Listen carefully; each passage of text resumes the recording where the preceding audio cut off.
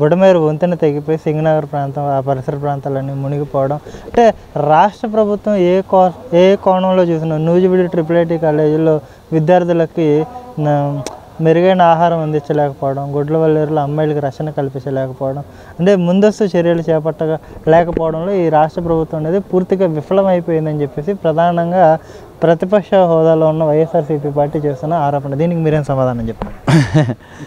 ఉట్టికి ఎగరలేనమ్మ స్వర్గానికి ఎగిరిందంట. పట్టుమని 65 రోజులు కాల మా గవర్నమెంట్ వచ్చి, ఎన్డీఏ గవర్నమెంట్ త్రిబుల్ ఇంజిన్. ఈ బుడమేరు కాలువలో గుర్రపు టెక్కలతో మొత్తం కూడా కలుషితం అయిపోయి ఆ కాలువలన్నీ కూడా విజయవాడ కాలువలన్నీ కూడా పూడికలు తీయకుండా మొత్తం కుప్పలు తెప్పలుగా మొత్తం బురదతో నిండిపోయి వాటర్ ఫ్లో అయ్యేటువంటి పరిస్థితి లేదు.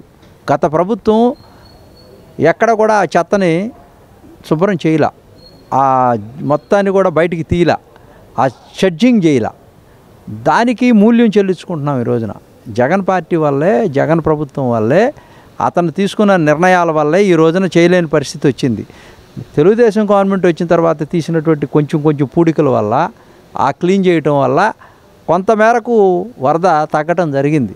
ఇది గత 5 సంవత్సరాలు నెగ్లెక్ట్ చేయటమే జరిగింది వైఎస్ఆర్ పార్టీ. ఇంకోటి రిటైనింగ్ వాల్ కట్టారు కదా ఆ ప్రాంతంలో, అసలు లేకపోతే 20 సంవత్సరాల తర్వాత ఇంత పెద్ద వర్షం 28 సెంటీమీటర్లు పడిన తర్వాత కొన్ని వందల వేల మంది నిర్వాసితులు అయిపోయాడు, చనిపోయేవాళ్ళు కూడా కృష్ణలంకలో. యాక్చువల్గా మామూలు సాధారణ వర్షాలు వస్తేనే అది పునాదేసింది ఎవరు? చంద్రబాబు నాయుడు గారు. చంద్రబాబు నాయుడు గారి హయాంలోనే అక్కడ రిటైనింగ్ వాళ్ళు కట్టడం స్టార్ట్ చేశారు. దాన్ని తర్వాత ప్రభుత్వం కొనసాగిస్తూ ఇప్పటికి కూడా ఇంకా కంప్లీట్ చేయలేదు. అయినప్పటికీ కూడా దానివల్ల చాలా మేజర్గా విజయవాడలో ఇదివరకు ఇందిరాగాంధీ స్టేడియంలో పునరావాసం పెట్టేవాళ్ళు, ఇప్పుడు అది లేదు. ఇప్పుడు బుడమేరు నువ్వు కాలువ శుభ్రం చేయకపోవటం వల్ల ఆ కరకట్ట తెగింది. రెండో అంశం గుడ్లవెల్లేరుకు సంబంధించి కానీ ఇక్కడ కాలేజీలకు సంబంధించి మీరు అడిగారే, ఇవన్నీ కూడా గతకాల ప్రభుత్వంలో గంజాయి దాగి వ్యసనానికి బానిసలైపోయి ఈ యొక్క సోషల్ మీడియాకి స్వేచ్ఛ ఇచ్చేసి వాళ్ళ ప్రభుత్వంలో ఉన్నటువంటి కార్యకర్తలే మా తెలుగుదేశం పార్టీ మహిళల మీద అసభ్యంగా అశ్లీలంగా నాయకులే టోల్ చేసినటువంటి కార్యక్రమాలు మీరు చూశారు. వాళ్ళు జైలుకి వెళ్ళినటువంటి కార్యక్రమాలు కూడా మీరు చూశారు. ఆ కోవకు చెందినటువంటి వ్యక్తులే ఆ ప్రాంతంలో ఇప్పటికీ అవి కొనసాగుతూనే ఉన్నాయి. ఇంకా కొంత టైం కావాలా మాకు వీళ్ళందరినీ కూడా ఏరేయటానికి. అనితమ్మ గారు చెప్పారు, మహిళల పట్ల వివక్షత చూపిస్తే అదే ఆఖరి రోజని, అదే వాళ్ళకి ఆఖరి రోజని. అది జరిగే రోజులు కూడా వస్తాయి. ఇది ప్రజాస్వామ్యం. తప్పకుండా దాని మీద నిజ నిర్ధారణ కమిటీ వేస్తారు. నిజాలు ఏముండయో చెప్తారు. బ్లూ మీడియా ఏం చేస్తూ ఉందంటే లేనిది ఉన్నట్టుగా ఉందో లేనట్టుగా చూపించి మసిపూసి మారేడికాయ చేస్తుంది తప్పించి అంత ప్రభావితమైనటువంటి అంశాలు ఏమి అక్కడ ఆందోళన చెందాల్సినటువంటి అంశాలు లేవు. చంద్రబాబు నాయుడు గారు సమగ్రమైనటువంటి దాని మీద విచారణ జరిపించడం కోసం అన్నీ కూడా రంగం సిద్ధం చేశాడు. ఇది ఊరనే పొలిటికల్గా మాట్లాడేటువంటి అంశాలు తప్పించి దీంట్లో పసలేదని కూడా ఈ సందర్భంగా నేను తెలియజేస్తాను. ఏపీలో వాలంటీర్లు లేని లోటు కొట్టొచ్చినట్టు కనిపిస్తుంది. వాలంటీర్ల సేవలు లేక రాష్ట్రంలో వరద బాధితులు అష్టకష్టాలు పడుతున్నారు అన్నట్టుగా కూడా ఇప్పుడు కొత్తగా వాలంటీర్ల అంశాన్ని తెర మీదకి తెచ్చింది ఈ బ్లూ మీడియా. దీనికి మీరేం సమాధానం చెప్పారు? అసలు వాలంటీర్ ప్రసక్తే ఇక్కడ లేదు. Should not arise that question. మేము సక్సెస్ అయ్యాం. వర్షంలో కూడా నిన్న ఒక రోజు ముందుగా పెన్షన్ల పండగ వస్తే 65 లక్షల మంది పెన్షన్ ఇచ్చారు. ఎట్లా? వితౌట్ వాలంటీర్స్ గ్రామ సచివాలయంలో ఎవరికి సంబంధం లేకుండా 97% ఇప్పటికి 3 నెలలుగా 4,000 రూపాయల చొప్పున ప్రూవ్ చేసినటువంటి విజనరీ ఏంటి పాలకుడు, గొప్ప దార్శనికుడు చంద్రబాబు నాయుడు అని స్పష్టంగా తేలింది. అసలు వాలంటరీ వ్యవస్థకు సంబంధమే లేదు ఏ విషయంలో కూడా. ఇప్పుడు వరదల్లో కూడా మేము వాలంటరీగా మా ఎన్డీఏ కార్యకర్తలు మొత్తం కూడా అన్ని విధాల మా శ్రేణులు మొత్తం కూడా ముందుకు కదిలి పొద్దున్నుంచి శివనాథ్ చిన్ని గారి నాయకత్వంలో ఎమ్మెల్యేలు, ఒక పక్క శ్రేణులు, ఒక పక్క ఆఫీసర్లు, ఒక పక్క సీఎం గారు కూడా వచ్చేసారు, అనితమ్మ గారు వచ్చేసారు, అంతా బోట్లో తిరిగారు. అసలు ఎప్పుడు చరిత్రలో లేదు. ఇప్పుడు వార్ రూమ్లో కూర్చొని ఒక సమగ్రమైనటువంటి ప్రణాళిక ఇంజనీరింగ్ వర్కర్స్తో, అదేవిధంగా శానిటరీ వాళ్ళతో, అదేవిధంగా మున్సిపాలిటీ వాళ్ళతో అందరితో కూర్చొని ఒక కాంప్రహెన్సివ్ సిస్టంలో ఈ యొక్క విజయవాడ నగరానికి సంబంధించినటువంటి ఈ డ్రైనేజ్ సిస్టాన్ని ఎట్లా పూర్తిగా సమూలంగా ప్రక్షాళన చేయాలా, దీనికి మాస్టర్ ప్లాన్ ఎట్లా తయారు చేయాలా, తర్వాత కొండల మీద నివసించేటువంటి నివాసితులకి ట్యాక్స్ కడతా ఉన్నారు, వాళ్ళు మనకి కొన్ని ఆక్రమణలు చేసి కొంతమంది కుహనా రాజకీయ నాయకులు కొంతమేరకు అవకాశాలు గవర్నమెంట్ ఇస్తే, జీవోలు ఇస్తే వాటికి మించి ఇక్కడ ఉన్నటువంటి దందా చేసే వైఎస్ఆర్ పార్టీ వాళ్ళు కొండ పైదాకా కట్టించి ప్రమాదాలకి వాళ్లే ఈ రోజున కారకులు, ఆజ్యం పోశారు, వాళ్లే కారకులు.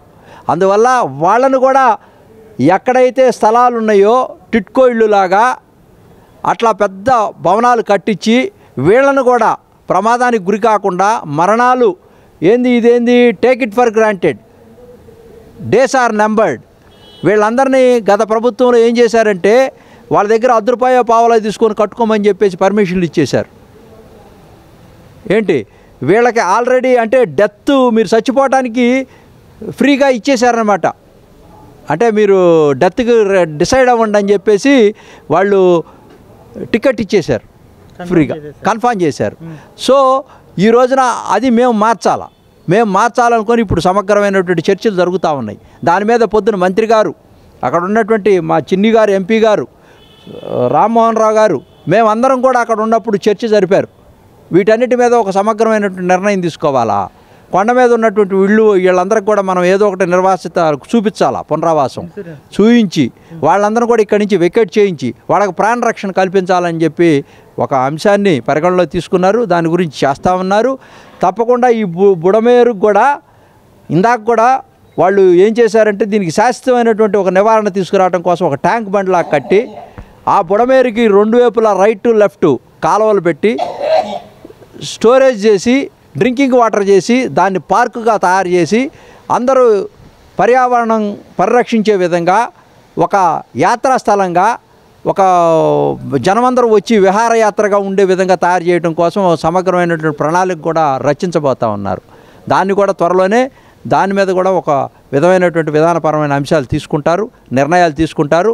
చంద్రబాబు నాయుడు గారు చెప్పారు, నేను ఈ సమస్య పరిష్కారం అయ్యేదాకా ఈ పక్కనే ఉంటాను, ఇక్కడే ఉంటాను, ఈ సమస్యని నేను క్షుణ్ణంగా అధ్యయనం చేసి విజయవాడకి ఇటువంటి ఎప్పుడు ముప్పు రాకుండా బ్రహ్మాండమైనటువంటి కార్యక్రమం తీసుకుంటానని చెప్పి చెప్పడం జరిగింది. రాజకీయాలు పక్కన పెడితే విజయవాడలో ఉన్న ఇంజనీరింగ్ అధికారులు కానివ్వండి, కార్పొరేషన్కి సంబంధించి కానీ కలెక్టరేట్కి సంబంధించిన అధికారులు కానివ్వండి, ఎందుకు అంటే వర్షం ఈ రకంగా వస్తుంది, డ్రైన్లన్నీ కూడా మునిగిపోతాయి, ఆ వర్షపు నీరంతా కూడా రోడ్లు ఎక్కుతుందని చెప్పేసి గత 20 ఏళ్ళుగా ఈ సమస్యను మనం చూస్తూనే ఉన్నాం తప్ప ఎందుకు సైడ్ డ్రైన్లను కానివ్వండి ఆక్రమణలు తొలగించి ఎప్పటికప్పుడు వర్షపు నీరు సజావుగా సాగిపోయేలాగా రోడ్ల మీద నిలిచి ఉండేలాగా ఎందుకు ప్రణాళిక చర్యలు ఎందుకు చేపట్టలేకపోతున్నారు? ఎందుకు అధికారులు అవినీతికి మరిగి ఈ రకమైన వెనకం చేస్తున్నారా? దాన్ని నివారించలేకపోవడం అంటే మీరేం చెప్పుకొస్తారు?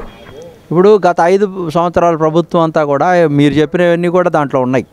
అవినీతి కార్యక్రమాలు, ఆక్రమణలు, వాళ్ళు దందాలు చేసి ఎక్కడ ఆక్రమణలు కట్టించి గత ప్రభుత్వంలో విష్ణు గారు కానీ, వెల్లంపల్లి శ్రీనివాస్ గారు కానీ, ఇక్కడ దేవినేని అవినాష్ కానీ వీళ్ళందరూ ఎట్లా పడితే ఎక్కడ పడితే అక్కడ బడ్డీలు పెట్టించేసి నెల్సన్ మండేలా పార్క్ పక్కన వరుసగా దేవినేని అవినాష్ సౌజన్యంతో అని పాల ప్యాకెట్లు, పూనుగులు వేసుకునే వాళ్ళకి, బజ్జీలు వేసుకునే వాళ్ళకి ఆ మార్జిన్లో ఆ డ్రైనేజ్ మీద మొత్తం బండ్లు పెట్టించేశారు. గద్దే రామ్మోహన్ రావు గారు కట్టించలా, తోపుడు బళ్ళు ఇచ్చాడు, అమ్ముకోమని తోపుడు బళ్ళు ఇచ్చాడు, కానీ పర్మినెంట్గా పెట్టలేదు. ఎక్కడ బడ్డీలు కూడా పర్మినెంట్గా బడ్డీలు పెట్టేసి ఈ డ్రైనేజీల మీద మూతలు పెట్టి పర్మినెంట్గా వేసినటువంటి కార్యక్రమాలు ఎక్కడ లేవు. వాళ్ళు తీసుకున్నటువంటి నిర్ణయాలే ఇక్కడ శరవేగంగా ఈ యొక్క విజయవాడ మునిగిపోవడానికి కారణం, అవినీతికి కారణం.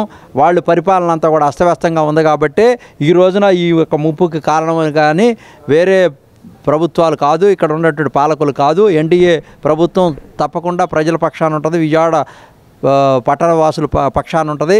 రేపు రాబోయేటువంటి రోజుల్లో మేము ఇవన్నీ కూడా ప్రక్షాళన చేసి సమగ్రమైనటువంటి ఆలోచన చేసి ఆఫీసర్లతో మంచి మంచి కార్యక్రమాలు చేసి పేదవాళ్ళకి ఊరట కలిగించి విజయవాడలో ఉన్నటువంటి అన్ని పునరావాస కార్యక్రమాలు అన్నీ కూడా తీసుకొని ఈ రోజున 1,00,000 మందితో రాత్రికి శరవేగంగా అన్న క్యాంటీన్ల నుంచి భోజనాలు తయారు చేయించి పంపించడం కోసం కేశినేని చిన్ని గారి నాయకత్వంలో ఈ రోజున ప్రభుత్వాన్ని ఒప్పించి ఆ 1,00,000 ప్యాకెట్లు అన్నిట్లో ఎక్కడైతే ఈ డిజాస్టర్ మేనేజ్మెంట్కి సంబంధించినటువంటి రెస్క్యూ టీమ్స్ ఉన్నాయో ఆ రెస్క్యూ టీమ్స్ సంబంధించి అన్నీ కూడా బోట్లు పంపించి సితారా సెంటర్లో, అజిత్ సింగ్ నగర్లో, సింగ్ నగర్లో, అదేవిధంగా లేబర్ కాలనీలో, పశ్చిమలో, ఇక్కడ తూర్పులో ఈ ప్రాంతాలన్నింటిలో కూడా ఈ యొక్క అన్నీ కూడా పంపించి తప్పకుండా వాటి ద్వారా ఈ రోజున 1,00,000 మంది ప్రజానీకానికి 1,00,000 ప్యాకెట్లు భోజనాలు పంపించేటువంటి కార్యక్రమాన్ని కూడా శరవేగంగా ఫ్లాష్ న్యూస్